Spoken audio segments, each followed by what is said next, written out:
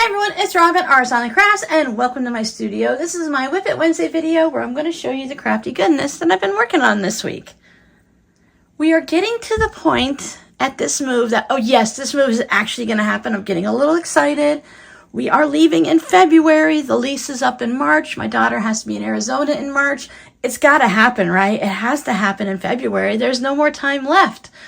But we're getting to the point where I'm starting to pack up some things in this room.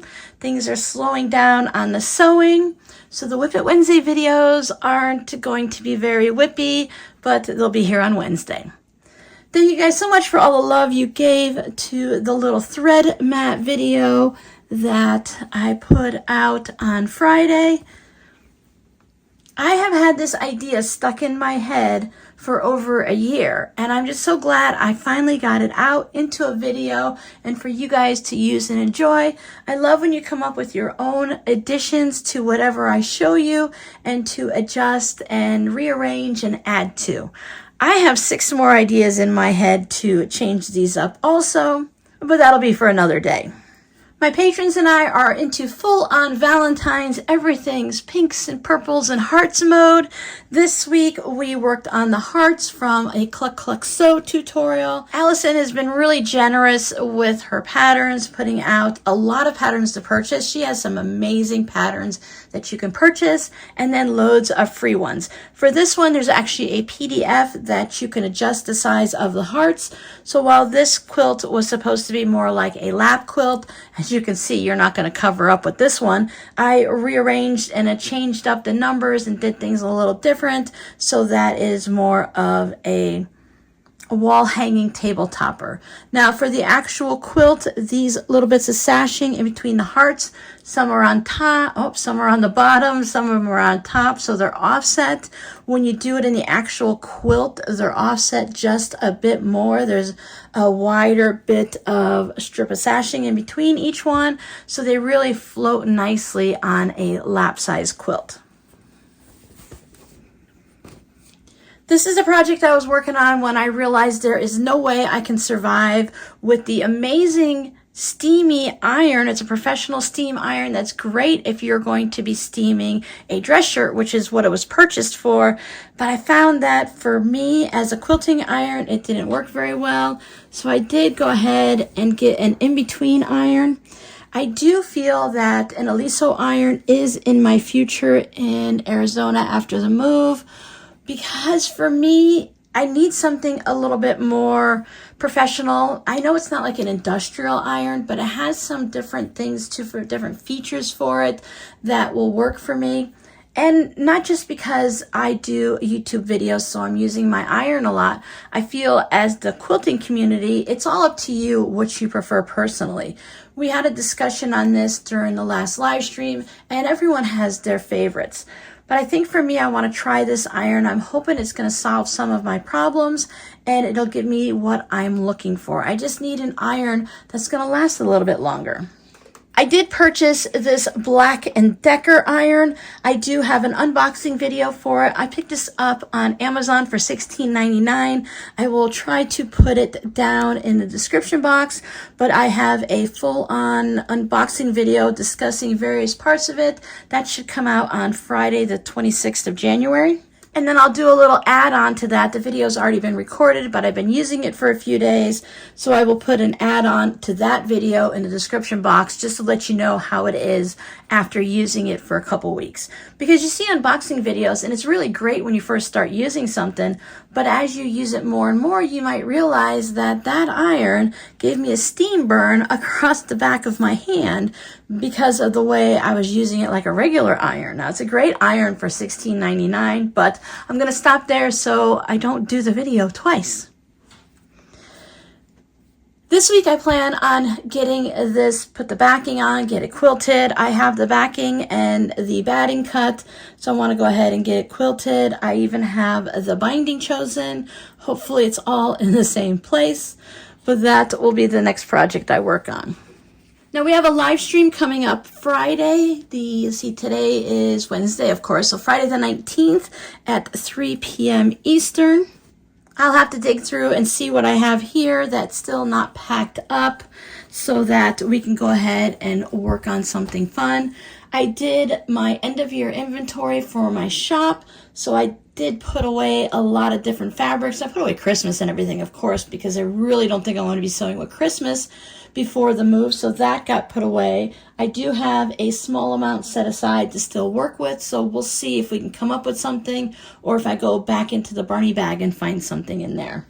While working on the heart project, I did save all of the cutoffs from the V section so that I can go ahead and make my quarter square triangles.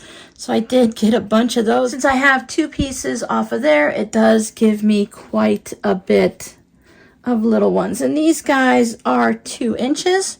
When I did the ironing video to unbox it, I had to show ironing it, so I created some more. All of these will be going into my flying geese block, my mystery, my leftover quilt blocks, quilt, whatever. Some of them might end up into tote bags or zipper pouches. It's all going to end up whatever I need for the quilt and whatever I want to save set aside. And I also found a couple of these. Oh, there's a half square triangle. It has to go in a half square triangle bin. Now with my Etsy shop, I'm going to actually be putting that on vacation mode soon. Now I'm going to need to put my Etsy shop on a vacation mode so that I can get all of the Etsy products packed up and put into the pod. I'll be ordering the pod. I'm hoping to have that here at the house probably either next week or the following week, depending on when I can schedule it, so I can start slowly getting the pod packed up so I don't have to do it all in one day. I can just do it an hour or 2 at a time. Make sure I have everything set in there nicely and it's not a rush job. So I want to be able to pack up all of the shop items, my shipping station, I call it. So all of those things, the printer and everything like that can just get packed up. So if there's something you'd like in the shop, make sure you get it before January 26th or possibly February 1st. I don't know what words just came out of my mouth, but it's going to be soon. When I actually sit down and I arrange it in the Etsy shop and schedule it, I will definitely come onto the community post here and put a notification. I'm going to start doing some random videos coming up just so you guys get a little bit of a heads up there. As I'm packing things up, I have some temporary storage that I'd like to show you some of my ideas that may work for your area. I went ahead and I took the desk out of this room and I put it to the road. Unfortunately, I couldn't give it away for free, and then we had this horrendous downpour rain yesterday. Everything is flooded. I'll see if I can put some pictures up here somewhere while I'm chatting. I'd taken the trash can out, the big heavy ones that the big trucks come and lift up. I put that out to the curb yesterday because today's trash day. Didn't think about it, and then it downpoured, and I had to go the next block over and get our trash can because it flooded so much that things were just floating away. People were having to move their cars further up their driveway because it was coming up so far. There's abandoned vehicles just down one road. There was 50 of them that the news was saying, and I'm sure there was more. They were stuck just in the middle of the road, so you had to drive around them. They went into the drainage ditches we have, so the overflow. They just tried to make U-turns, and then they got sucked in. I hear all the time, don't drive through standing water. And here in Florida, in this part of Florida, in Cape Coral, we've never had to worry about that. You don't drive through standing water because it's bad for your car, not because your car could float away. It's been many, many years where we haven't had this problem. I remember when we first moved here in '82, for about 10 or 15 years, we would get water all the way up to just the bottom of the mailbox. That's how deep the water in the roads would get. Now, of course, we're not going to drive through that. I would imagine you could float away in that. But I've never seen a car float away or end up in one of the retention ponds here. So that's kind of scary because they were in. Some of them were in sideways, and people had to get out through the driver or passenger door because that was the window, because that's the only thing that was available to them to get out. We saw other ones that went front end in first, so they had to climb out through the trunk. So they actually had to move the seats and stuff so that they can get out of the trunk of the car. That has got to be very scary.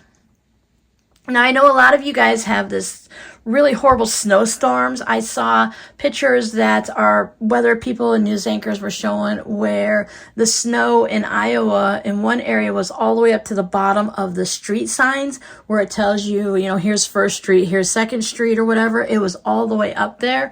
And that's over my head. You know, that's over 6 feet deep. That is a lot of snow. Alabama, they were frozen. Georgia got snow and ice and stuff. So really, I'm blaming this all on you northerners. Why did you send this weather down to us?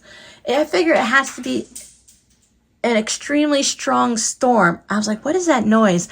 The ice fell out of the ice machine in the door, because sometimes when you get ice, if you don't, I do the little trick here at this house. I open the freezer door and I let the ice fall into my cup and then I close it so none are left in the chute.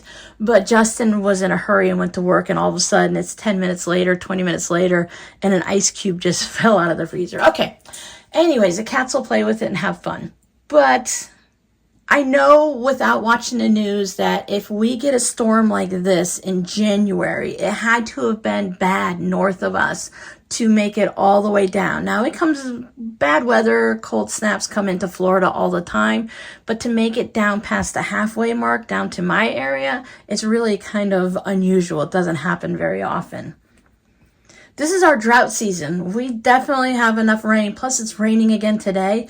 We have enough rain to get us through. The next street over, about a quarter of a mile, they said that they got 8 inches in just 2 or 3 hours.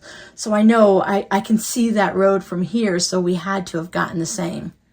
All right, so if you want to, scrappy word of the day, let us know. Did you get snow? Did you get ice? Did you get rain? You want to compare your weather? I don't want to say I enjoy, but I'm always curious to hear what other people are having for weather, especially when it's like an unusual thing. Like, remember when Texas unfortunately had that big freeze in the snow? And oh, that was such a mess for those people. I felt so bad for them. Their pipes were freezing and everything. Because I kind of know how to live in a snow area because we moved here when I was 13 and my parents have always had conversations. So I understand about freezing pipes and different things you need to do. But sometimes when you go to bed at night, you don't expect it to get that cold to your pipes are going to freeze and burst in Texas when you wake up the next day. So let us know what you're working on. Let us know what your weather is like. And I will see you guys hopefully on Friday at 3 p.m. for the live stream. Bye.